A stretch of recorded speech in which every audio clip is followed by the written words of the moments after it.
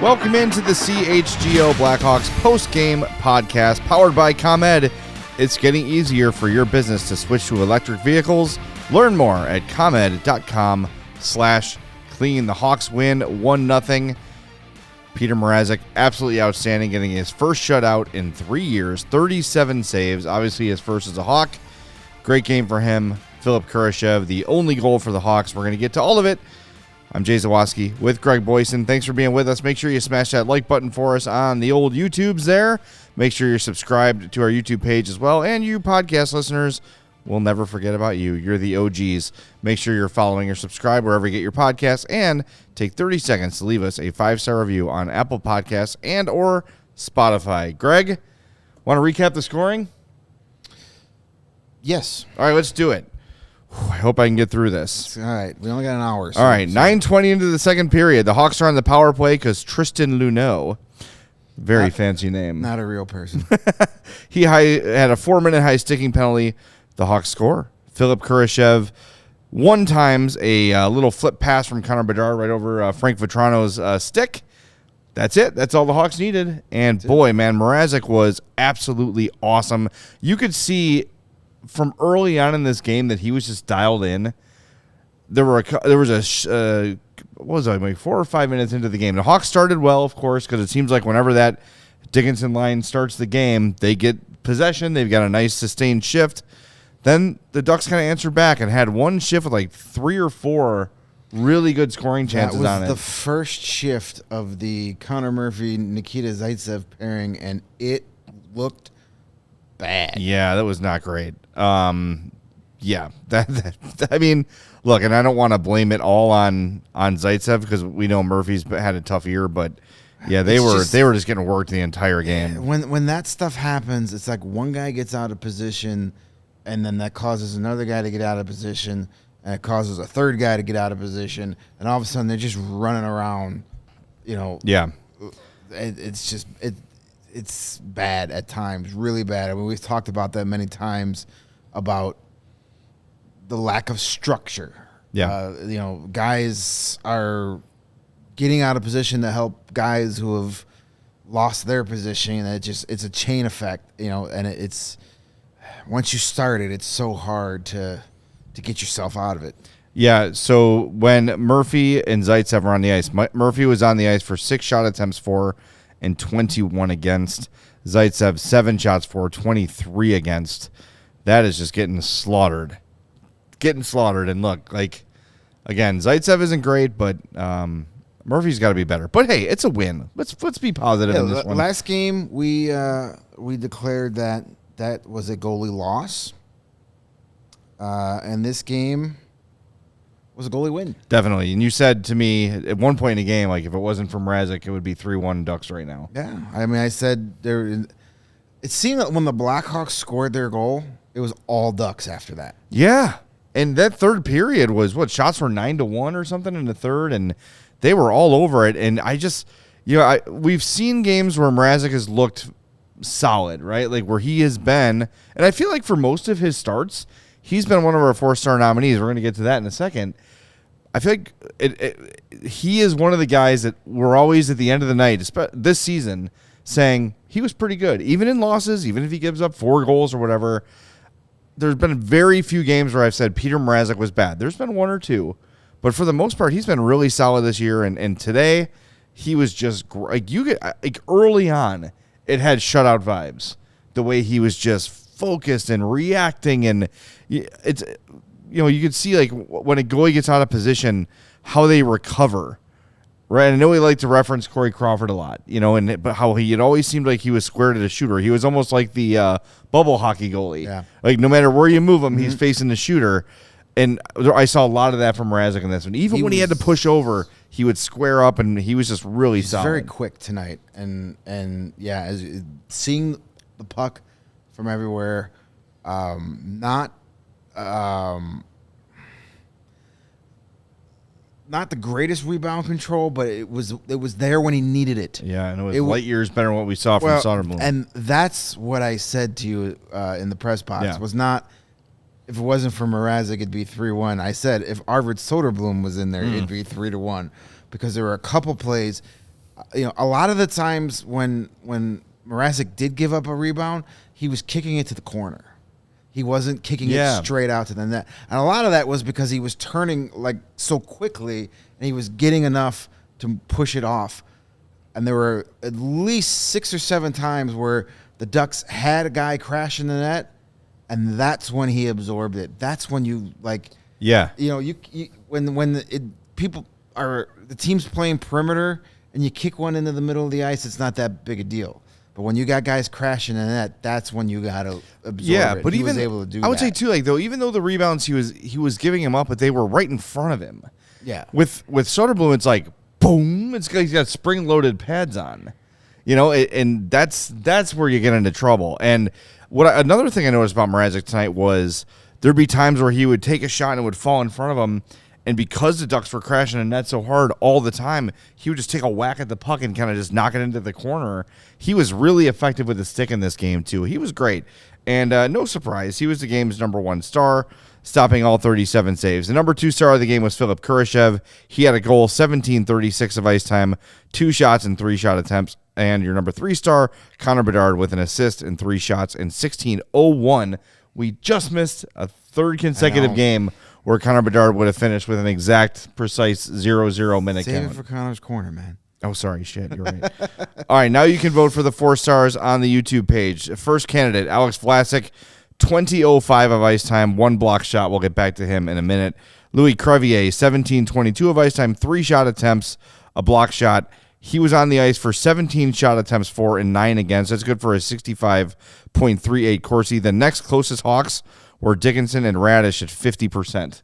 So he was 15% better than any of his teammates when it came to possession and on the ice late with the empty net in a key defensive moment. Love that. And then your third nominee for 4-star of the game, Jason Dickinson, who was at one point 12-0 from the faceoff dot, finished the game 12-4, still good for 75%. He had a shot and 3 shot attempts. So get your votes in, and we will reveal the winner at the end of the game. But my vote goes to Alex Vlasic today, who was just, every time the Hawks got pinned deep, it felt like Alex Vlasic was the guy that would get the puck back and then skate it out of the zone. Instead of just trying to rip it around the boards or ice it, he would win the puck and carry the puck out of the zone. And the penalty on him was absolute dog shit. Yeah, that was one of the worst calls I've ever seen. It was horrible. He made a great play to hustle back, gets in perfectly. I forget which Anaheim skater it was. Yeah. But that guy literally grabs him. Yeah. And then they call Vlasic for holding. Yes. Yeah. So Like, there's just a bad. He played it perfectly, and he had to go sit for 2 minutes. If you miss it, there's a pass to Crevier who tries the one time and he kind of like heels it, so he only gets a little bit of it and it rolls right in front of him, and the Ducks are coming the other way. Vlasic is like in the middle of the defensive zone, gets on his horse, and again I forgot the Ducks player too, but accelerates to the point where he gets. It was Troy Terry. Troy Terry, a pretty good player last time I checked. Accelerates and literally gets so fast that he turns around and faces Terry before he can get a shot off. He beat him to the spot. Yes. And positioned his body perfect. They called him for a holding. So weird. He never took his hands off his stick. You can't hold a guy when both your hands are on a stick. It was just like, it was a great defensive play. Thankfully, the Hawks killed off the penalty. The Hawks were really good on the PK. Yeah, they were. They score on the power play. Special teams, great goaltending, gives you a nice victory against a team that, I mean, They were 1-9 in their last 10 games coming in tonight. Hey, the Hawks are usually the get right team. So. And but as I said last week, I don't remember which one of the losses it was, but maybe it was that the Detroit game. I don't know, whatever it was, where I said I am no longer going to have any expectation for this Blackhawks team to beat another team for the rest of the season. Yeah. And I'm not going to declare any games a winnable game because none of them are winnable at the way they play on most nights. This would have been one of those trap games where if we had a pregame show, one of us would have said, "This is a game you should win." Yeah. Well, no, there are no games. I don't have any faith in them to win any of these games. And if it wasn't for Petr Mrazek, they got outplayed for most of this game by a team 1-9, now 1-10 in their last 11 games. Yeah. So that's my philosophy for the rest of the year. Expect them to lose every single game, so you'll never be disappointed. Yeah, and look, I think the Ducks are. I think it's fair to say the Ducks are also underachieving right now. Are they underachieving now, or did they overachieve for those couple of weeks where they actually look good? I mean, well, they got a lot of guys out. McTavish is out. Yeah, Zegras is out. You know, is Frank Vetrano going to score at a 26%? The greatest American rate? goal scorer in the world, according to our guys at What Chaos. I mean, remember when Alex DeBrincat was on pace to score 105 goals? How's that been working out lately? Not good. By the way, Red Wings and Sharks was a party today. That was a lot. Hey, that Red Wings. Nice game there, champs. Up 4-0. 4-zip. Blow that before the end of the period. They scored 4 goals in like 3 minutes and then gave up 4 goals in like 3 minutes, including 2 shorties on the same power play. Yes. And lose in overtime.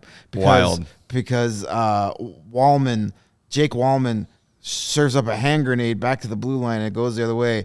Did he do the gritty on the way off the ice after that? Hey, Red Wings, suck it. I like that he did the gritty. That was funny. I do too. I don't have a problem with it, but man, when you're going to be obnoxious when you win, you better be able to take it when you lose. That's right. When you cost the team, well, he didn't cost him single-handedly, but it was his turnover. So anyway, back to the 4-star. We can laugh at the Red Wings later. Checking out the game scores from our pals at hockeystackcards.com. Mm-hmm. I think it's fair to say who's on the top of that list. Petr Mrazek had the top game score, 2.47. You want to know who the next highest Blackhawks skater and 4th overall in this game was? Well, I'm looking at it, so I won't guess. You can just tell me. It's Louis Crevier, nice. 1.27. And then you have to go down quite a while before you get to Jason Dickinson at 0.44. The worst 2 game scores of the night, again, I don't need fancy stats to tell me, Nikita Zaitsev and Connor Murphy. Yeah. And Murphy's had a rough year, but he's playing on his offside tonight. He was very physical out there. Yeah, I would say and he played his game. Yes, I think he was better in this game than he's been. If you look at that and the Corsi numbers, you're gonna be like, wow, he was terrible. But eye test, he wasn't awful tonight. And let's face it, that pairing, Zaitsev and Murphy, got the majority of the defensive zone starts tonight too. Yeah. So the numbers can be deceiving at times. They weren't great, but it wasn't like they were a complete train wreck all night. They were at some point. Yeah, there were some moments. But Murphy had a couple of nice shifts. He was physical. He was putting people on their ass, and that's what you need from him. Yeah. You just want him to not hurt you, and I think this year you could argue that he's been hurting the team. He's hurt more often than he's been helping. This has been by far his worst season since he got here, and I just don't know if it's Father Time catching up to him. You know, he's a guy that's dealt with a lot of injuries in his career, mostly from that style of play. Yeah, he's always been a more physical guy. You know, maybe it's the speed of the game. You lose a half a step in this league, especially when you weren't the fastest guy to begin with. I mean, look, Brent Seabrook is Exhibit A. And when you play that position and you lose half a step with all the speed in this league and these dynamic young players, your drop off is going to look a lot worse than it would, you know, if you were a forward and lost a step. Yeah. We should talk about Crevier too a little bit because I don't know. We thought maybe with Tenorti going in the concussion protocol that they might call somebody up. I bet you they still do for the weekend. They might. Ice Hogs are in town, so you can get somebody here.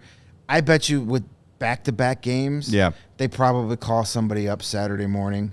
This is where I would think, like, man, if Philip Roos wasn't hurt, he'd be the perfect guy to call in to sit in the press box for 2 games. Yeah. So it doesn't take away playing time from one of the young guys. Right. But he's hurt, so I don't know. Maybe they don't. Maybe since the Ice Hogs are at home, maybe you say, well, we'll risk it on Saturday, and then if we have to call somebody on Sunday, we can get them here. Sure. But then you're going to have a kid that played the night before jumping in, but whatever. Either way, though. They'd be playing – well, actually, the Ice Hogs play Friday and Saturday.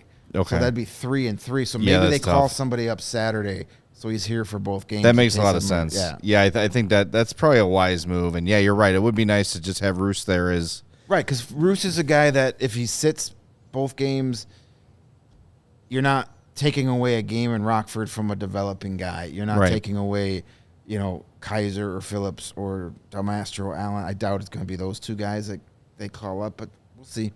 Well, and you also don't want to take too much out of, 2 performances, but for a guy who none of us really expected to get an opportunity, especially this early in the year, especially without, like, massive injury problems, I think he's looked really solid, just really calm out there. And I liked what I saw from him in training camp. I liked what I saw from him in the preseason. Just kind of, he's not going to wow you. He's not going to be a guy that fills the net by any means, but go out there and just be defensively sound and don't make mistakes. I think he's 2 for 2 so far. Well, Luke Richardson sang his praises this morning, saying that he just keeps it simple, plays a simple game. And when you're that big, you could play a simple game. Like you have the reach, you have the strides where you can make up a lot of ground real quick. Yeah, I mean, you saw it from Vlasic today. Yeah, so and to think that Crevier is 2 inches taller than Vlasic, sitting waiting for them in practice after practice on yesterday. They come walking into the locker room together, and you're just like, holy shit. Those are 2 gigantic men. And Crevier, usually when you get these really tall guys, they're lanky, they're really skinny. Crevier's got some muscle on him. He's a big human being. And we got to talk to him today after morning skate. It was an optional skate, so there was only like 8 guys in the room, so we all gravitated to him. This kid is so happy right now. Like, he's just constantly smiling. This was a 7th round pick that was playing in the ECHL last season, and now he's up here. Good for him. He's a defensive prospect that nobody has really talked about. Right. It's always been Korchinski and Allen and Del Mastro, and then Kaiser got added to that mix, and then Phillips got added to that mix. Nobody was talking about Crevier. And here he is. Now, I think he's here because they want to get Kaiser and Phillips that AHL time, but good for him. And I think he'll be here through the weekend. Who knows how long Tenorti's going to be out? Yeah. Concussion protocols, you never know. Yeah, it's exciting. There are a lot of really good young defensemen in the pipeline right now, and they're not all going to hit. No. But they're looking good, and, probably going to draft a couple more this year with all those draft picks. Can never have too many young defensemen. Absolutely. And look, if you have too many, there's always someone looking to overpay for a defenseman in Toronto.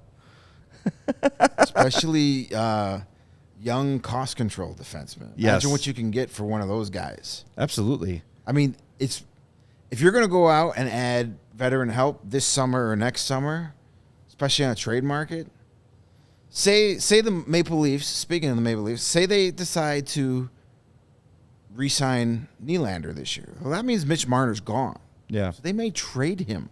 Why would you let him leave for nothing? So you may have to give up. And maybe Kyle Davis says, fine, I'll give up a couple of these stud young defensemen to get Mitch Marner in here. Yeah. And just draft a couple more. Give you Allen and Del Mastro or something, and It might have to be. I mean, it's Mitch Marner. Maybe it's Kaiser and Allen. Kaiser and Del Mastro. Give him a puck mover and a stay-at-home guy. Maybe it's Alex Vlasic. Maybe. I mean, I know you don't want to do that, but if you're going to get a guy like Mitch Marner. I give up Alex Vlasic for the only one of the young defensemen I probably don't give up for Mitch Marner is probably Korchinski. I agree with that. But I would even, honestly, I would listen. I would listen. I would think. Yeah. It would have to be like, we'll give you Marner for Korchinski straight up, nothing else. You could be trading away though, like 15 years of greatness. I think I probably still wouldn't do it, but if you could get it to where you trade for Marner, but it's kind of like what the Flames and Panthers did, re-sign and then trade them, then you would give up. You'd give up more. If you're going to get that like 6 or 7 year extension with them, I probably would. Yeah, I'd certainly think about it. I mean, you have to give up something to get something. And I think there's sometimes a tendency to look at young players and that are in your organization and maybe overrate them a little bit. And I think I kind of thought of this yesterday when we were talking to Pete Blackburn. If you missed that show, go back and listen. And we brought up Reichel. And you could tell that Pete had not really thought about Lucas Reichel in any way, shape, or form in his life before. Even though he's one of the better, you look at the top 100 under 25 or whatever, he's on those lists.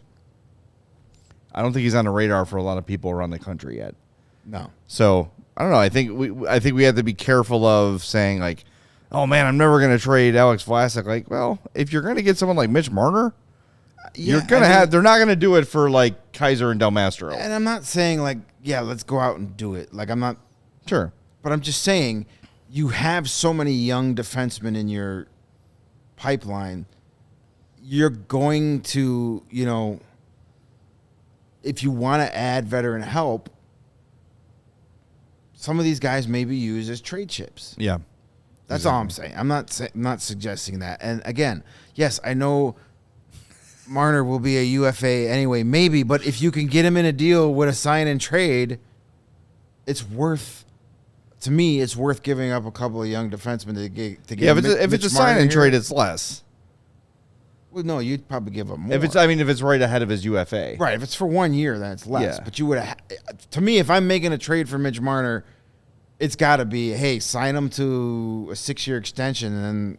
Well, you could also do the thing though, like you did with Corey Perry, and trade for his rights right before he reaches. Yeah, but But that wouldn't work because Marner would want to hit the market, I think. I would imagine so. So yeah, but the Hawks are in a position to say anyway. Sounds like a really good years to do this. Show, yeah. Yes. Anyway, we got sidetracked. Well, if you want to get swole and ripped like Louis Crevier.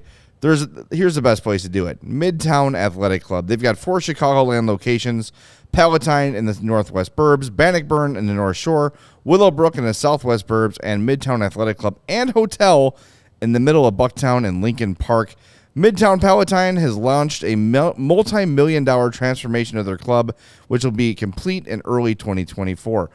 You, the CHGO listener, can lock in favorable rates if they join before the end of the year. They've got something for everybody at Midtown. You got kids and you find it hard to get to the gym? Guess what? They've got childcare for you there. You can go drop your kid off. They're going to get supervised. They're going to be able to play. They're going to be able to have fun, meet some other kids while you get to go and feel the burn and get your workout in.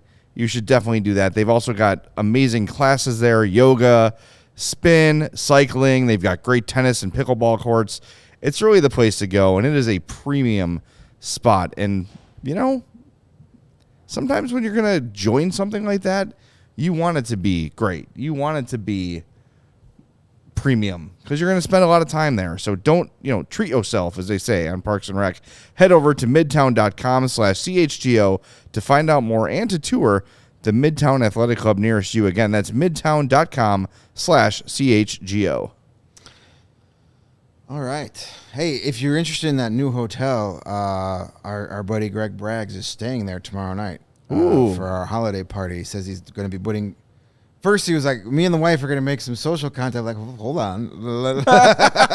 Wrong website. Only Braggs. I was so happy for Greg when he told me that. I was like, oh, he's going to have a little date night. I was like, that's cute. That'll be fun. Such a cute Like place. a smart move. Don't drive all the way back to Indiana if you're coming here to the office to have a few pops. Hey, can you believe we're this deep in the NFL season? Yes. Oh, good. Yeah, me too. I'm a Bears fan. Hey, well, we got to make every second count. With DraftKings Sportsbook, you can make the most out of every game day. Bet on your favorite teams for a shot at winning big bucks or the Bears. New customers can score 150 instantly in bonus bets for betting $5 on any matchup. We were talking the other day about Bears odds and that first drive, and you said that after what happened to the last time they played the Lions, they may be like, we can't be conservative. we can't be conservative, so maybe they'll go for it on a fourth down instead of kicking a field goal. And maybe they'll try the stupid tush push and not make it like they do every time they run that play. Well, then bet on DraftKings for a turnover or downs or safety on the Bears' first drive. Safety. You know what those odds are? Plus 1,800. Damn. All right, what is it for a Bears touchdown? A passing touchdown plus 650, a rushing touchdown plus 900.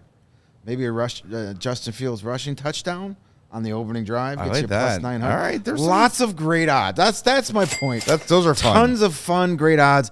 I like the first drive bets because then you don't have to sweat. You don't have to sweat the whole game out. You can watch the first drive and then watch two better teams play football. Get in on the action with DraftKings Sportsbook, an official betting partner of the NFL. Download the app now and use the code CHGO. New customers can score 150 instantly in bonus bets for betting just $5 on the NFL. Only on DraftKings Sportsbook with the code CHGO. The crown is yours.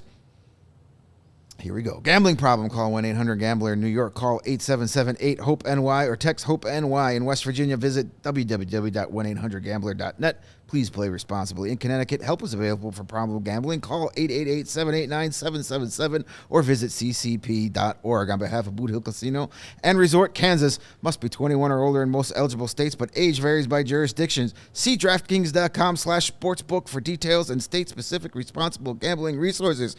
Eligibility deposit restrictions apply. Bonus bets expire 168 hours after issuance. Terms at sportsbooks.draftkings.com/football terms. Nice job. That felt good. Way to go. Sounds like some Greg Bragg social content as you got late there. A lot of heavy breathing. I had to do some breathing exercises earlier to make sure I got through all of that. All right, take a break. We'll get through some super chats here. Jake's here. What's up, Jake? Oh, yeah. Whoa. Jake Flanagan, big fan of Joey Anderson. He gets things done. He keeps the game simple. He's a lunch pail guy, as the old guard likes to say. We will we'll plug the we've got the game time read later, so we'll plug your new fandom for Joey Anderson thanks to Game Time. Definitely. All right, let's get through some super chats here. Windy City Hockey with $2 says Mrazek the wall. Yep, he was great. Chris with a $20 super chat. Thank you, Chris. Vlasic, Kurashev, and Mrazek were very good. We need more offense, although I thought Korchinski was good. Also, Seth Jones is actually pretty damn necessary. Yeah, Seth Jones, kind of just an ordinary game for him. 25:08 of ice time, 2 shots on goal, 4 shot attempts, a hit, and 3 block shots. Ho-hum. Just another night for number 4. Korchinski had... There were some weird decisions from him tonight. Yeah, he made some good defensive plays, but... Man, some of his passes are like, ugh. But those are Those are things you can coach out of the kids. So that's like like Derek King says. You say it all the time. Coach the juniors on him. Yeah, and they got to do that with Korchinski. Ralph says, "Is it me or is Bedard getting stripped of the puck a lot?" Yeah, I think that's another. He's got to sort of learn on the fly what will work here and what won't. It's a lot of because he's carrying the puck in, and the defense hones in on him and puts 3 guys on him because they're not worried about anybody else hurting them, so they're trying to stop him. But he'll look he'll figure that out and adjust. And having better wingers eventually it will help take with the that pressure too. off Yes. of him. There's a really good piece in The Athletic today about Connor Bedard's lack of help. Teams are fine letting Anthony Beauvillier or Philip Kurashev beat them. Yes. They don't want Connor Bedard to beat them. Exactly. Another $10 from Chris. Well, Chris, thank you, man. He says the kid from Vancouver, Beauvillier, looks solid as well. Bedard definitely needs some help. Don't trade Vlasic, please. Yeah, We're not championing trading Vlasic. We're just saying, if you're going to get a great player back, a proven player, it's going to take. We're playing armchair GM in armchairs, but you're not going to trade like Connor Murphy for Mitch Marner. That's not, or any youngish forward that you want to bring in long term. You're not. I know you're not trading for Mitch Marner for 1 year next year. You would trade Mitch Marner to get him for 6-7 years. Yes, because he would be a really good fit on this team for when you're ready to compete. That's all we're saying. We're not championing to trade anybody right now. Yeah, we're just saying don't necessarily fall in love with all these guys because some of them might be used to get guys that are going to help you win Stanley Cups down the road. Yep. And one more super chat from Thomas. He says, shifting gears, what have you thought of the broadcasters this year? I think Panger has helped Vosters a lot.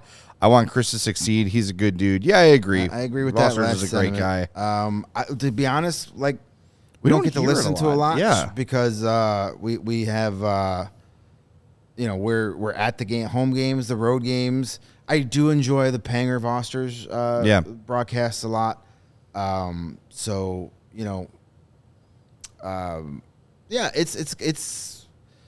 It's such a touchy situation because some people are just, no matter what, it sucks. It sucks. I know it's not Pat and Edzo, but we'll see how it goes. It's improving. Hopefully it keeps heading in that direction. Yeah, that's what you just want. I mean, I think Chris would tell you himself that he's new to hockey. He's new to calling NHL, and he's learning on the fly. And I think he's got no better mentor than the guy sitting right next to him, and Darren Pang. Yeah. And as JD says, Kaylee Chalos does a really good job too. She is, yeah. She knows her stuff, and she's spot on.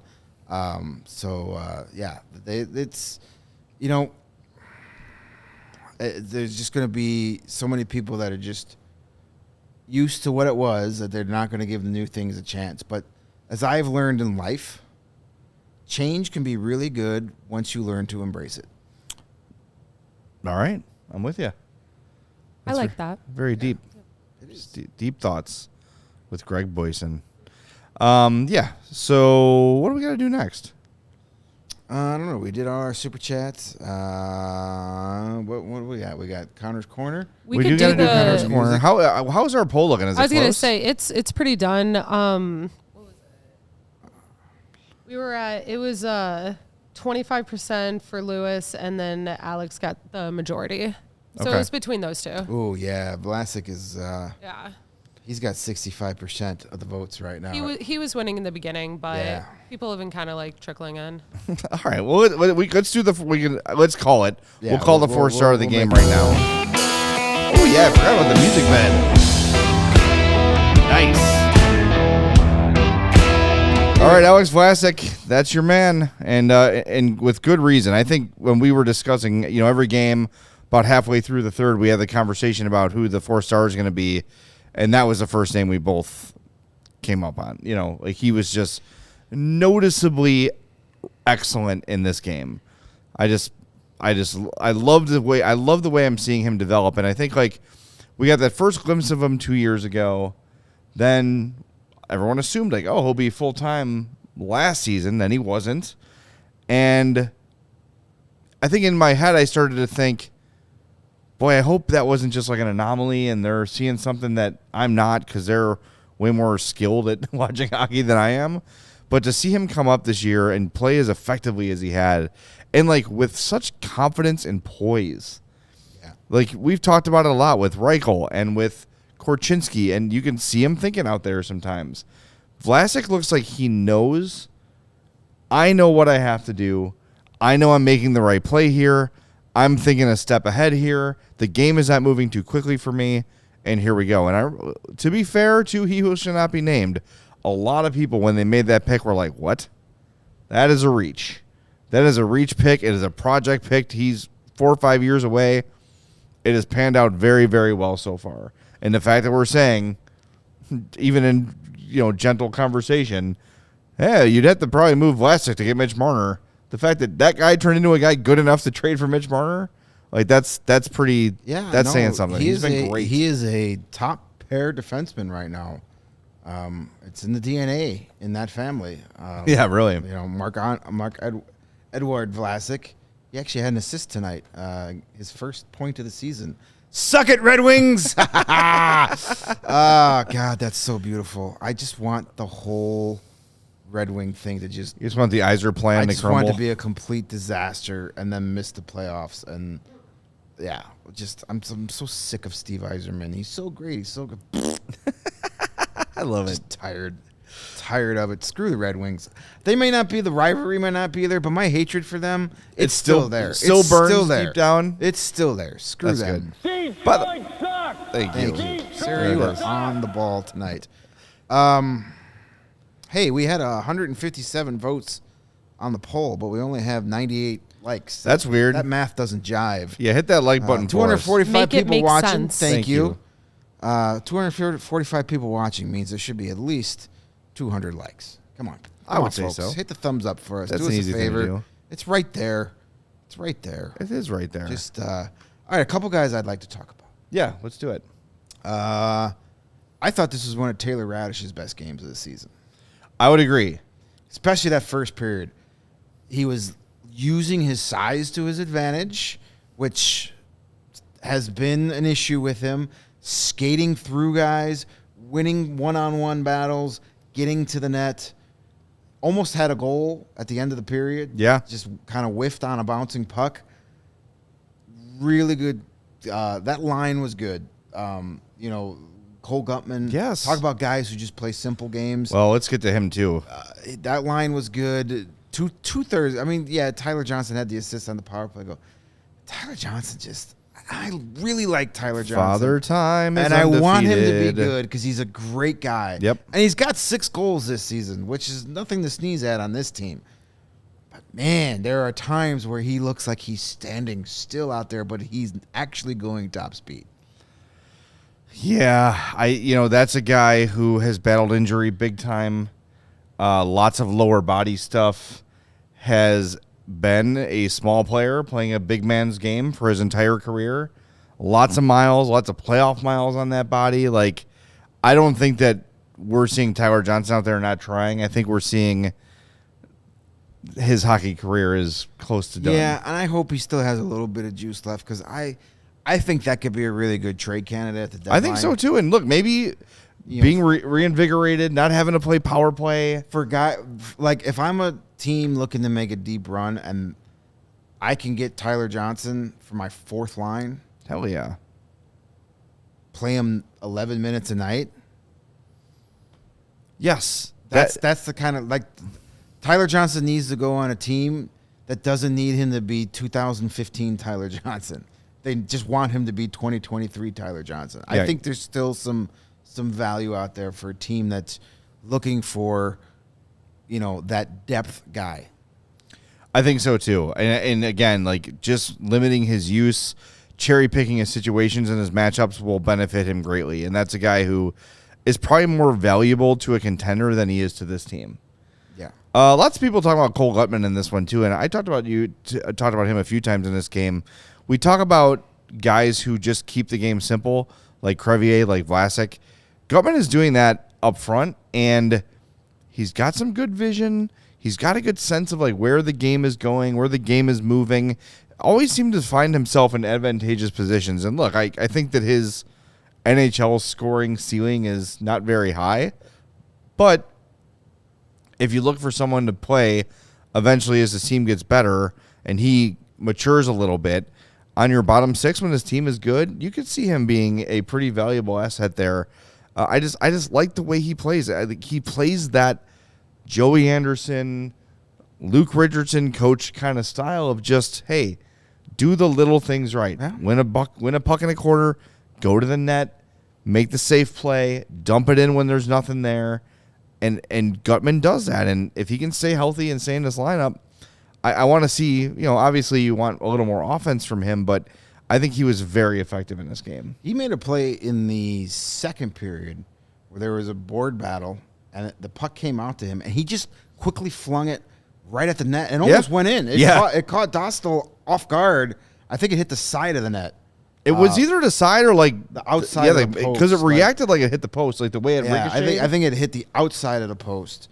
But like he had no idea that's the stuff the Blackhawks need to do more of. Yep. Just start winging it to the net. You saw it from the Ducks. I know Mrazek was great and shut him out, but like the Ducks were just like, just throw it at Mrazek and hope it hits somebody or something. And they were like, it's just so simple. The game itself is so simple. And I think the last two games, the Hawks have done a much better job of playing that simple game. Sure, there have been those moments where they're trying to make too fancy of a play, but like you look at the way the power play looked in general tonight was a lot better. Puck movement. Maybe I want to see him be a little more aggressive shooting on the power play, but that first power play, they had like 4 or 5 shots on goal in a single power play. And does it feel to you too like they're much more aggressive shooting right out of the hop? Like they start the game real aggressive. Yeah. And then as it goes on, they kind of lose the feel a little bit. Yeah, well, I think a lot of that has to do with they lose the feel because they get 3 or 4 shifts where they're hemmed in their own zone. Yeah. And they got a line change and dump, and they don't get that sustained time. But it does seem earlier in the periods they get some good shots. I think once if they can improve defensively, you can, everything is channeled through your defense. When you play better defensively, you have more time offensively. You have more shots. You have more scoring chances. Well, look, I know I hate to be like, remember the good old days, but it's in everybody's mind. And like, you could talk about how great the forwards were on the Dynasty Hawks of Taves, Kane, Hossa, etc. But the fact that they had 6 defensemen that could carry the puck and throw it through the neutral zone on the tape to get the breakout going, that was the difference. That's what made them so dangerous is they would go win a puck, take it from you, and they would hit a forward in stride going the other way. And there was a point today where I said to you, man, just imagine if like they get these like 3-on-2s and the passes they throw in the middle like connect and get on the tape and result in a scoring chance. It's just talent. Like a lot of the times the plays that frustrate are theoretically the right play. Yeah. But guys just don't have the talent. I think Taylor Radish is a good example of, look, he played very well today, did all the things right, but that cross-ice pass where he's crashing the net, a more highly skilled forward is going to be able to connect with that puck and put it in the back of the net. Whereas someone like Radish, maybe it hits him and goes in, but he's not the sort of guy that's going to be able to execute regularly like the dynasty teams did and like the great teams in this league right now do. Yeah. And part of the thing the biggest thing that made those teams so great was they always had the puck. And how do you always have the puck? It starts with your defense and your defensemen. They get the puck, they get it out of the zone, and then you have dynamic forwards that can keep it in the zone. So long way to go for this group, for sure. We had someone in the chat earlier, I wanted to address it, about AA Andreas Athanasiou. Yeah. If there's an update on him. We have not seen him on the ice yet. He has not been skating yet. There it is. Lee asked earlier. Luke was asked about that yesterday after practice, and he said he was hopeful that he was going to start skating by the end of the week. Well, it's almost the end of the week. Yeah. Just saw the Blackhawks are practicing tomorrow, so maybe he'll get on the ice beforehand. He's dealing with a groin injury, so you don't want to rush that. I did have an idea, though. We can maybe get into it a little. I think we've kind of covered this game pretty well. I would say so. It's 1-0. I've got an idea. If you want to maybe do it after the reads. Sure. All right. So our boss, Jake Flanagan, decided, hey, I haven't seen Connor Bedard play yet, and he went on Game Time and got himself a ticket in the front row of the 200 level. That's the best seat in the house, folks. 200 level is Absolutely. where it's at. That's where you should try to get tickets for every game. Absolutely. And you know what he did? He bought them like 20 minutes before puck drop. That's what makes Game Time so effective. You shouldn't have to worry when you're buying your tickets to your next big event. Game Time is fast. It's it's the easy way to buy the tickets for all your sporting events, music, concerts, comedy shows. You can even get tickets for Sunday. Alex Ovechkin, $26. $26. I mean, come on. What are we doing, folks? With killer last-minute deals, all-in prices, views from your seat, and their best price guarantee, Game Time takes the guesswork out of buying tickets. You can browse, as we said, $26 for Sunday's game. $26 for the Avalanche, too. To get you in. Listen, like the demand, I think, is going to get a little higher over the next couple of weeks. Kids are coming home from college here. Christmas break is coming. Get in now. They got the Blues on Saturday night. They're having a tailgate party in the atrium starting at 2 p.m. That is going to be a very loose crowd come puck drop.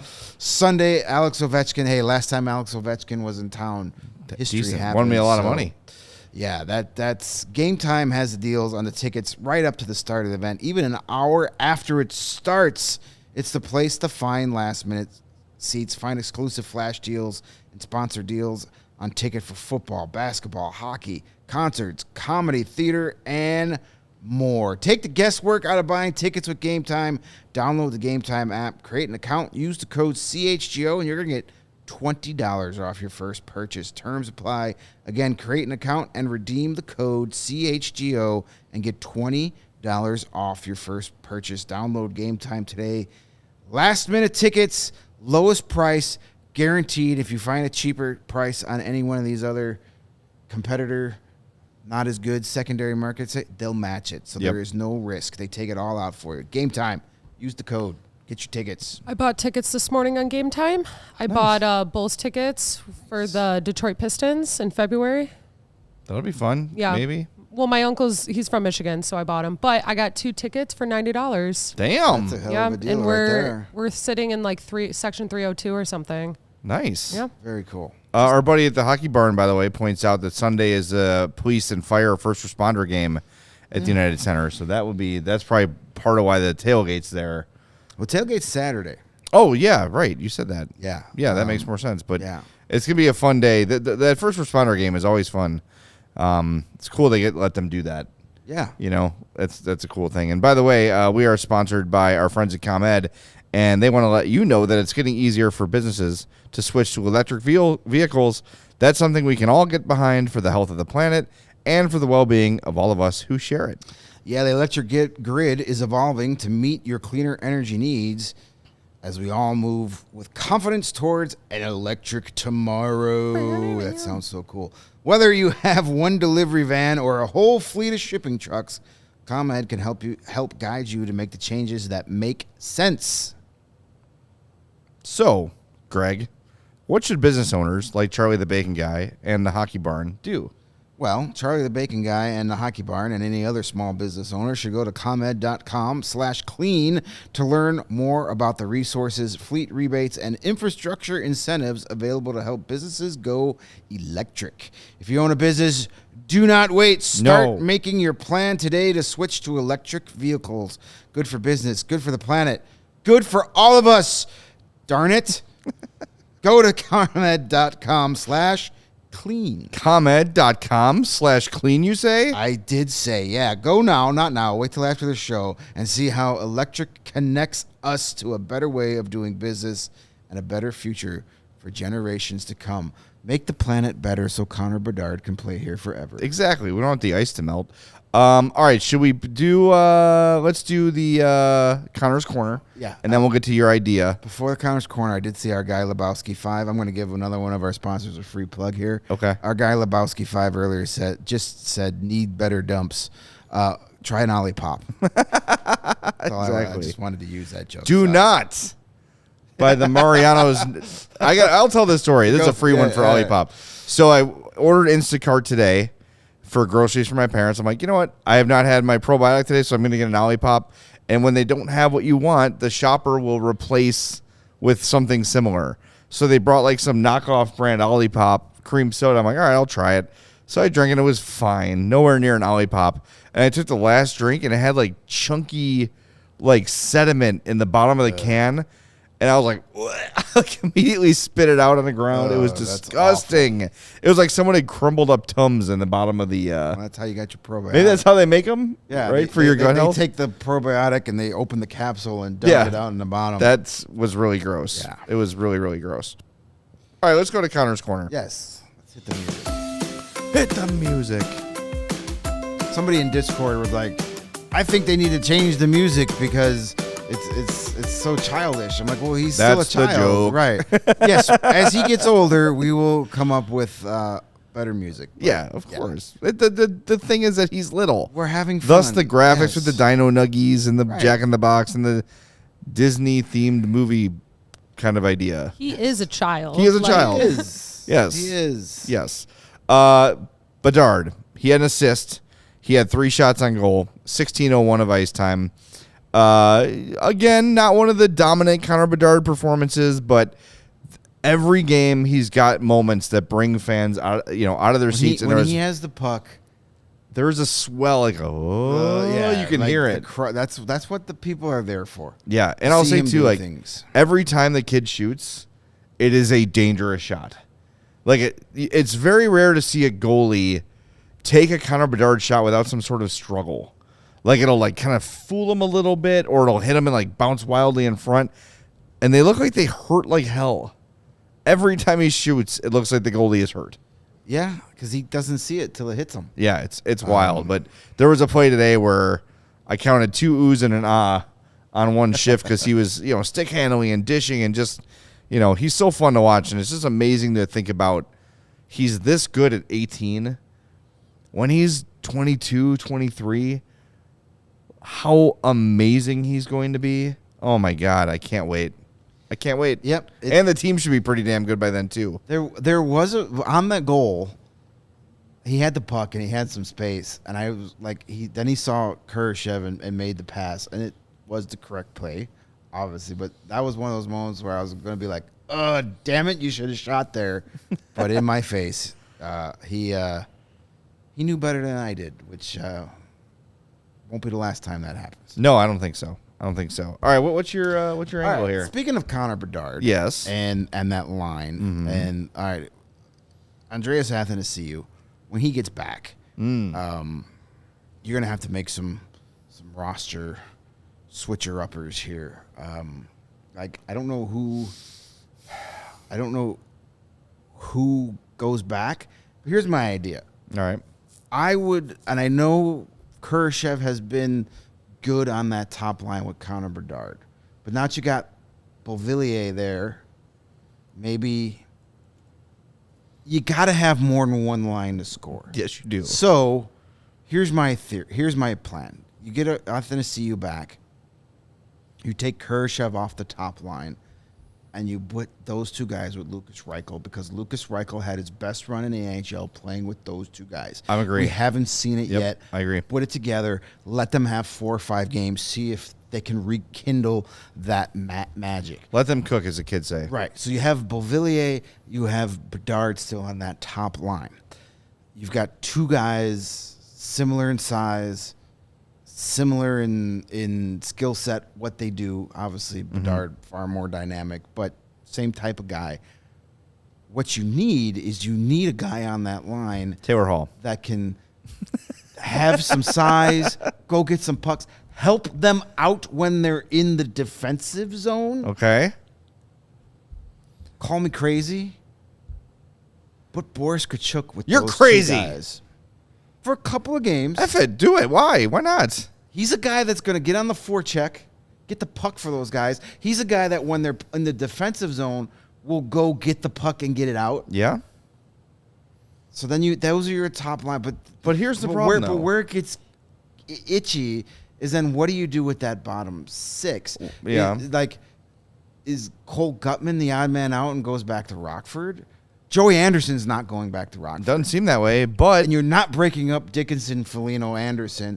So then does that mean Taylor, the ex-Lightning, is now your 4th line? And then Ryan Donato's not playing? Yeah, because that's why I'm thinking. You already don't have Tkachuk in the lineup because Beauvillier's here. I'm thinking Cole Gutman's going back to Rockford. Probably. Because you're not playing Cole Gutman over Ryan Donato. And I don't think... He's playing nice, but he's not playing well enough to bench Ryan Donato. It's funny that I'm thinking, like, well, why don't they just see if they can trade Tyler Johnson right now? Yeah, so they can make room for Boris Kachuk, which is kind of a ridiculous concept. It is but crazy, but... I don't know. They're going to have to figure something out. I mean, the obvious thing is that Gutman will go back. Yeah. Like, it's fine. And I can't believe I just spent the last 2 minutes championing the Boris Kachuk on He's the been freaking good. top line. He's been... You can't... But like, that's the player that Beauvillier and Bedard will need. Yeah. Not Kurashev, and I'm not slamming Philip Kurashev. He's a really good player, but you have 3 guys that are on the smaller side, offense first.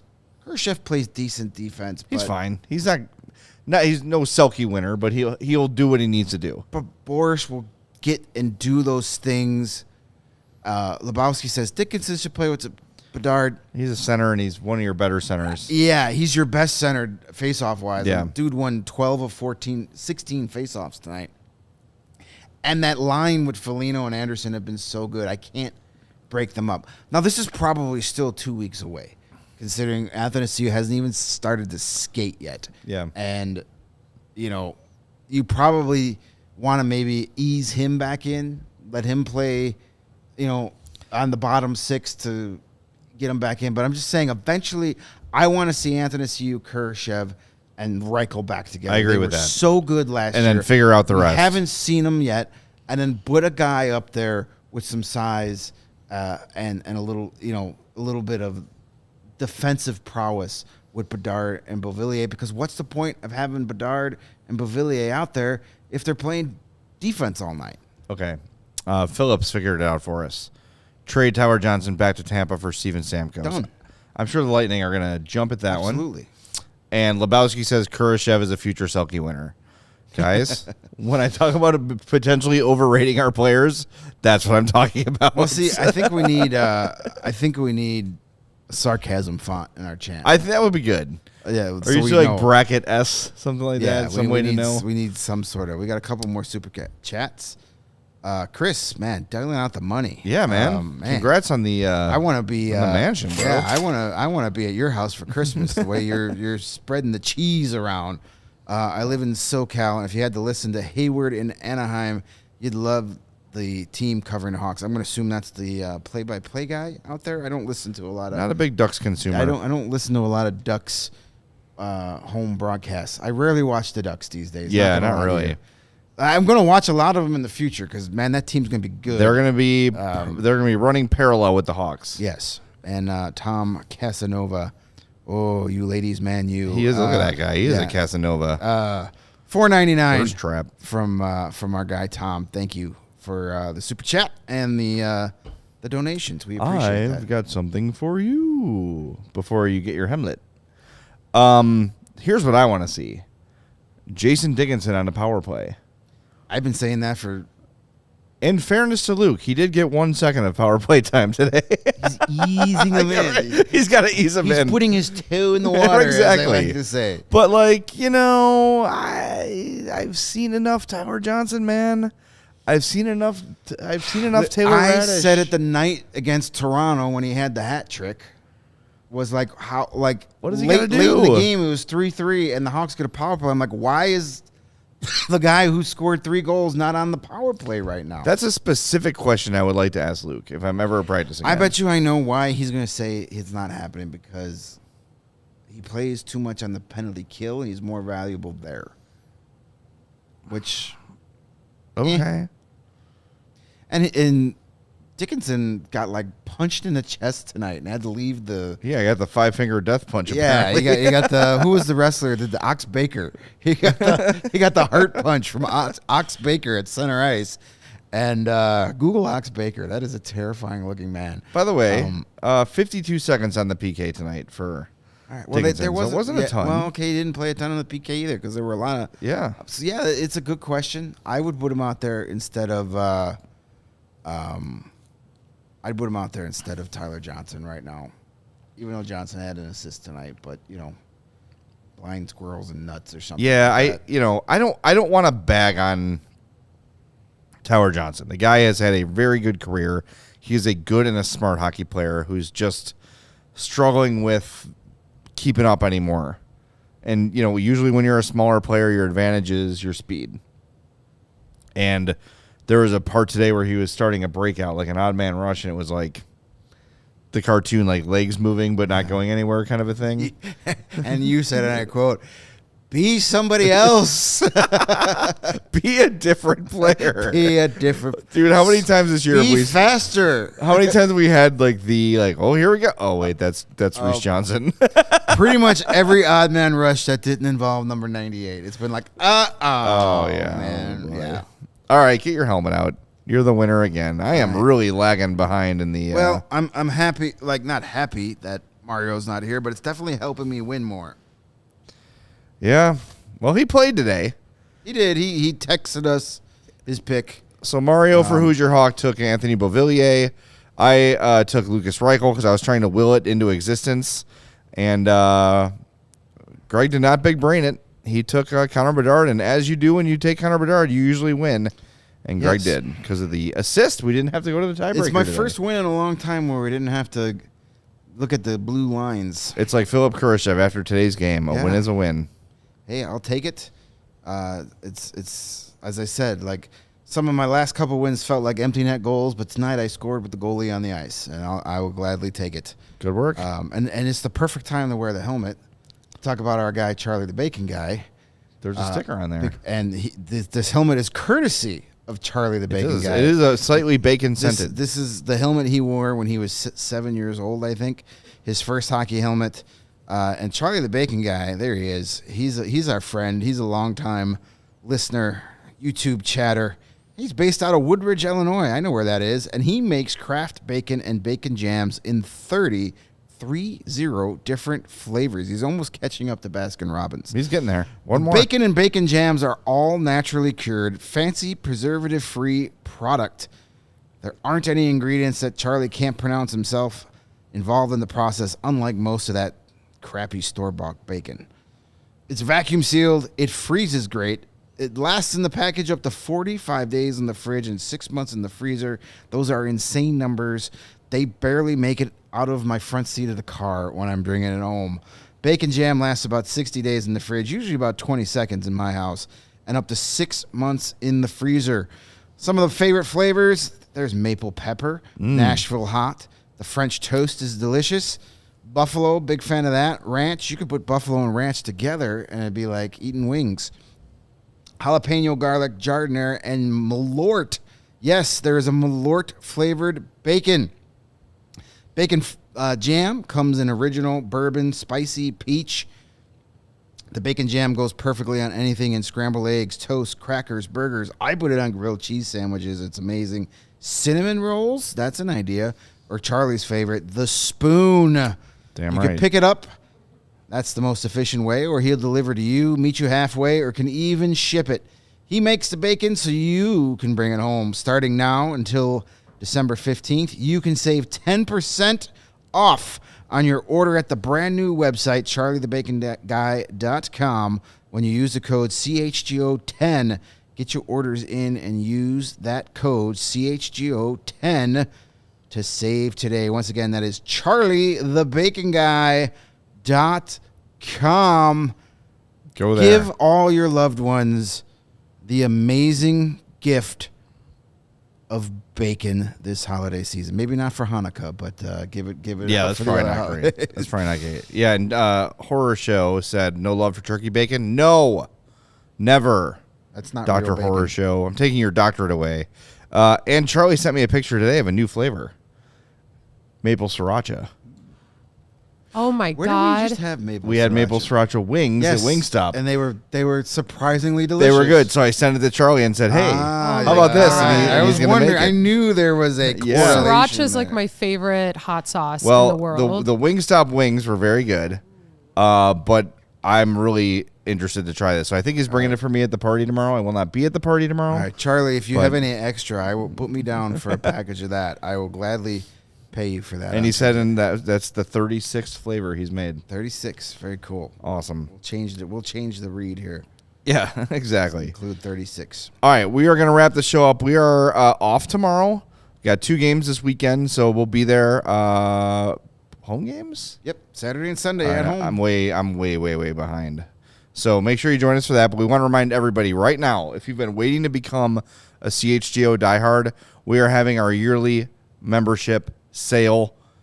You can get a year of CHGO diehard membership for $59.99 right now. That's $20 off our typical price. And if you go, well, like, what do I get? Like, do I just get a sticker that says diehard? Well, yeah, you get that. You also get a free shirt or hat as soon as you sign up, whichever CHGO shirt or hat you want from the CHGO locker. So there's a $30 value out there. So that basically cuts your membership in half. And the other $30 pays for all of our locked written content, like the rebuild report, which you guys dropped today. I had my Hawks hits, or my Blackhawks beat rather, that I dropped on Wednesday. Next week's Blackhawks beat, you're not going to want to miss. Our buddy Petey from PHNX helped me out. He is a former video coach in the NHL, and he's answered our question, why do teams use the slingshot power play? There's going to be a video breakdown and everything. You're not going to want to miss that one. It is great stuff, so make sure you check that out. Become a diehard today, allchgo.com. You also save 20% with every purchase in the CHGO locker. Save 20% on all of our events, our takeovers, even including, like, if you were going to the Chris Chelios retirement game with us. If you were a diehard, then you save 20% off your Hawks ticket and everything involved in the takeover. It is totally worth it. You sign up, you get a shirt, you go to one event, it basically pays for itself, and it keeps us employed. So if you really like what we're doing, that's the important become a part. diehard, gift it. Gift memberships are available too. Awesome stuff. Jump on it, $59.99 for the whole year. We would really appreciate your support if you became a diehard today. All right, we're going to wrap things up. Thanks for being with us. I want to remind you that we are powered by ComEd. It's getting easier for your business to switch to electric vehicles. Learn more at comed.com/clean. Thank you to Sarah for running the show today. Mario, hope you're feeling better, buddy. Hope to see you soon.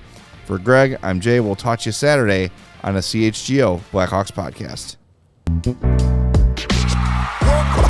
We all silly like the mayor.